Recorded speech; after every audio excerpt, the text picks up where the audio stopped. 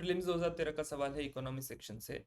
The reserve Bank of India regulates commercial banks in matters of, पहला option है liquidity of assets, correct है।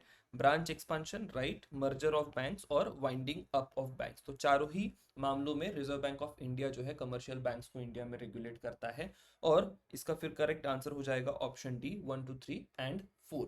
अगर आप इसी से रिलेटेड कुछ एक न्यूज़ देखें तो मर्जर्स को लेके हाल फिलहाल में ही कई सारी न्यूज़ आ चुकी है। कई सारी स्मॉल फाइनेंस बैंक जो है या कई और छोटे छोटे बैंक से उनके मर्जर्स हुए। At the same time India में कई बार बैंकिंग का फेलियर भी देखा गया। कई सारे बैंक जो है वो फेल हो जाती है और उस केस में फिर वाइंडिंग अप उन बैंक का जो है आरबीआई कराता है। एट द सेम टाइम कुछ एक पीवाईक्यूज और देखे आप, आई गेस ये 2017 का सवाल है। एक्सपांशनरी मॉनेटरी पॉलिसी के बारे में यहाँ पर पूछा गया है। अब ये एक्सपांशनरी मॉनेटरी पॉलिसी अगर आप यहाँ पर क्वेश्चन में रिलेट करें तो ये जो लिक्विडिटी ऑफ एसेट्स हैं और यहाँ पर मॉनेटरी पॉलिसी, इनका कनेक्शन बनते हुए आपको दिखाई देता है। अगर आप लिक्विडिटी ऑफ एसेट्स को लेके आपका प्रिपरेशन अच्छे से करें या रोल ऑफ आरबीआई को लेके आपका प्रिपरेशन अच्छे से करें तो you will be in a position to address all these questions. बात करते हैं क्या क्या यहाँ पर कीवर्ड्स आपको ध्यान में रखने होंगे। तो सबसे पहला कीवर्ड यहाँ पर होगा लिक्विडिटी ऑफ एसेट्स। समझना होगा आपको कि ये लिक्विडिटी ऑफ एसेट्स किस किस फॉर्म में आती है। Then branch expansion and associated regulations of RBI भी आपको ध्यान में रखने होंगे। और मर्जर और वाइंडिंग अप को लेकर आरबीआई का क्या रोल है वो भी हम लोग समझ लेंगे। फर्स्ट एंड फॉरमोस्ट ये जो लिक्विडिटी ऑफ एसेट्स है, इसको लेके मेरे पास एक डिटेल्ड माइंड मैप है। आपको ध्यान में रखनी होंगी इतनी सारी डिटेल्स इसमें। इसके ऊपर कई बार सवाल भी पूछे गए हैं। Then when it comes to the branch expansion, तो आरबीआई एक्ट जो है 1949 का, उसका एक सेक्शन 23 है। और सेक्शन 23 में फाइनेंशियल इंक्लूजन को प्रमोट करने के लिए आरबीआई को इंश्योर करना होता है कि इंडिया में जो ब्रांच का नेटवर्क है वो काफ़ी इवनली डिस्ट्रीब्यूटेड हो। साथ ही में रूरल एरियाज में भी ये बैंकिंग फैसिलिटीज प्रोवाइड करें। तो उस कारण से फिर बैंक के ऊपर रेगुलेशन भी होती है कि उनकी certain proportion of banks urban area में रहे और certain proportion of bank rural areas में रहे। सो इस प्रकार के कई सारे रेगुलेशंस आपको रिजर्व बैंक ऑफ इंडिया के द्वारा किए जाते हुए दिखाई देंगे regarding the branch expansion. Merger को लेकर भी बहुत एक्टिव रोल है। सेक्शन 44A जो है वहां से मर्जर्स जो है वो गवर्न होते हैं आरबीआई एक्ट के। अदर देन दैट ये जो मर्जर्स है क्यों करे जाते हैं, टू अवॉइड सिस्टमैटिक रिस्क। तो यहाँ पर एक कीवर्ड और निकल कर आता है, सिस्टमैटिक रिस्क। इसके ऊपर भी सवाल पूछा जा सकता है क्योंकि रिस्क को लेकर एक 2023 में सवाल पूछा गया था।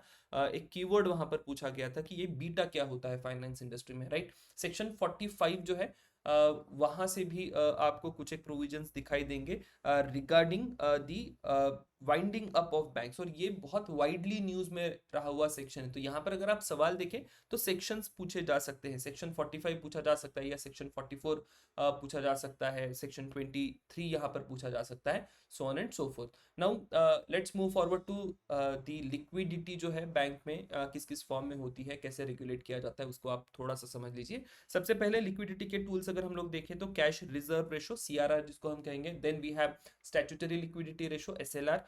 Liquidity coverage ratio, LCR. Liquidity adjustment facility और मार्जिनल स्टैंडिंग फैसिलिटी। तो ये कुछ एक tools Reserve Bank of India के पास है टू गवर्न और to regulate the liquidity in the market और ओवरऑल बैंकिंग सिस्टम में। अब यहाँ पे ये स्टैटिक ही है, मतलब कई बार आप ये पढ़ भी लेंगे, हर एक स्टैटिक नोट्स में आपको ये दिखाई देगा। कुछ एक की इश्यूज आपको यहाँ पर ध्यान में रखने होंगे या कम से कम इतनी सारी चीजें आपको लिक्विडिटी के बारे में पता होनी चाहिए। बात करें अगर सीआरआर की तो ये 4.5% जो है एनडीटीएल का उनको बैंक्स को मेंटेन करना होता है। और जो लिक्विडिटी की डिमांड होगी डिपॉजिटर्स के द्वारा उसको इंश्योर करने में ये मदद करता है। Similarly we have statutory liquidity ratio, उसका अगर आप प्रपोर्शन देखें तो 18% एनडीटीएल का स्टैट्यूटरी लिक्विडिटी रेशो होना चाहिए। किस किस फॉर्म में एसएलआर डिपॉजिट होते हैं वो आप समझ लीजिए, कैश हो सकता है, गोल्ड हो सकता है, गवर्नमेंट सिक्योरिटीज हो सकता है। अब इसमें सीआरआर और एसएलआर में डिफरेंस भी समझ लीजिएगा कि सीआरआर जो है वो directly it is in the form of cash with the bank, बाकी किसी फॉर्म में वो जनरली अवेलेबल नहीं होता। गवर्नमेंट सिक्योरिटीज में वगैरह भी आपको वो नहीं ज्यादा दिखाई देगा।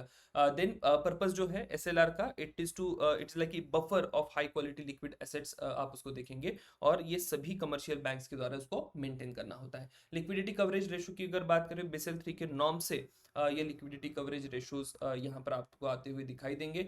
ये short term resilience to liquidity disruption के लिए लिक्विडिटी कवरेज रेशो मेंटेन करना होता है। जो भी हाई क्वालिटी एसेट्स है, HQLA उसको कहा जाता है, तो उसके रिगार्डिंग या उसके बेसिस में ये LCR या लिक्विडिटी कवरेज रेशोज मेंटेन करने होते हैं। बहुत ज़्यादा टेक्निकल्स में मत जाइएगा, कितना परसेंट होता है, क्या क्या उसके नॉर्म्स है, क्योंकि वो फिर बैंकिंग वाले क्वेश्चंस हो गए। और सिमिलरली कि बैंकिंग में भी कोई बहुत ज़्यादा वो सवाल नहीं पूछे जाते। If you are preparing for UPSC you just have to have a basic understanding of all these terms, उससे ज़्यादा आपको कुछ बहुत ज़्यादा यहाँ पर करना नहीं होगा।